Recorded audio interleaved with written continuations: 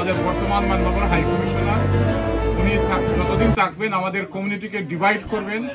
Bangladesh সেন্টারকে divide করেছেন, উনি একটি পক্ষ নিয়েছেন। আমি কমিউনিটির অনেকের সাথে, অনেক সিনিয়র মুরব্বীদের সাথে কথা বলেছি গত 2 দিন, সকলেই বলেছেন যে উনি এই দেশের জন্য উপযুক্ত না।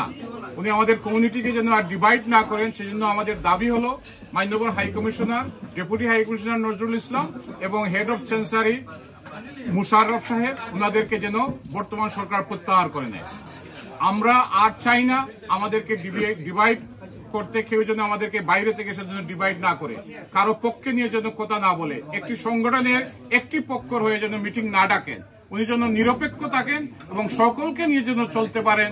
আমরা এটাই কামনা করি।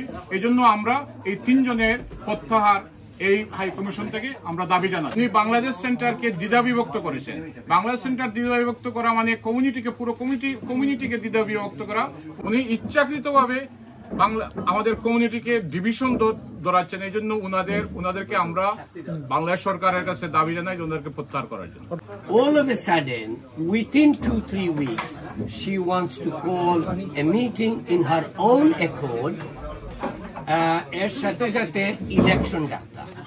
So আমার প্রশ্নটা হলো গিয়া, all of a sudden what happened and why is she being one-sided? এক সাইডে হইয়া আপনি মিডল গ্রাউন্ডে কাজ করতে পারবেন না। আপনি you have to take that seriously and like আমরা সেক্রেটারি সাহেব কইছেন, we are happy to talk with anyone, but it has to be productive and protocol and procedures has to be maintained. উনি বের হওয়াটাও আমরা চাইনি যে উনি বের হয়ে যান। উনি এই সিচুয়েশনটা তৈরি করছেন বের হওয়ার জন্য, আমার কাছে মনে হয়েছে। কারণ যেভাবে যখন একজন জিজ্ঞাসা কথা বলতেছে, বলছে তুমি কে, আপনি কে, এই ধরনের অ্যাটিটিউড যার থাকে, তো আমার মনে হয় ওনার পরিকল্পনা ছিল। আমার কাছে ভিডিও ফুটেজ আছে যে ওনারা যে সকালে পুলিশের সাথে যোগাযোগ করে এখানে আসছেন, এই জন্য ইচ্ছাকৃতভাবে বের হয়ে গেছেন, আবার পুলিশ নিয়ে পরে আসবেন, এটা যে আগের পরিকল্পনাই ছিল।